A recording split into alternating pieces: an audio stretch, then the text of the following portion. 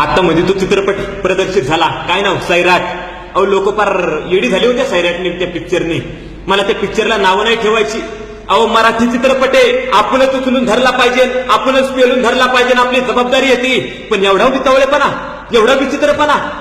अहो आमच्या गावातले तर काही जण ट्रॅक्टर घेऊन गेले, त्या ट्रॅक्टरवर बसायला जागा नाही, त्या सिनेमागृहात ट्रॅक्टर घेऊन सैराट पिक्चर पाहिला. एवढा उतावळेपणा, एवढा विचित्रपणा.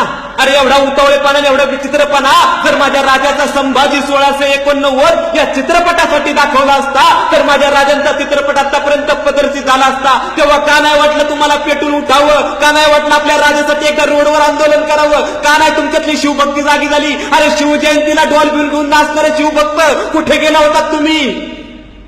काय चाललंय? काय तर म्हणे आरतीच्या बुलेटवरचा भगवा झेंडा बघूनच पैसे वसूल. अरे ते भगवा 350 वर्षापूर्वी फडकलाय आणि त्या भगव्याच्या छायेखाली आज तुम्ही आम्ही जगत आहोत. तो जो भगवा झेंडा नसताना तर आता सुद्धा आपल्या सगळ्यांचा कुणीतरी परक्या उपऱ्या सुप्र्याने येऊन आपल्या सगळ्यांचा झिंग झिंगाट केला असता, एवढं लक्षात ठेवा. काय आपल्या पोरांचं चाललंय? जबाबदारी पाळणं विसरून गेलेत आपली पोरं. काही जण जबाबदारी पाळतात पण स्वप्नच मोठी पाहत नाही, तर जबाबदारी पाळण्याचा प्रश्न येतो कुठं? आमची पोरं स्वप्न मोठी पाहतात की ते अमेरिकेतल्या कंपनीत जावं, तिथल्या एखाद्या कंपनीत मॅनेजर मोठ्या पदवर काम करावं असावं, आपल्या हाताखाली 10-12 लोक कामाला असावी.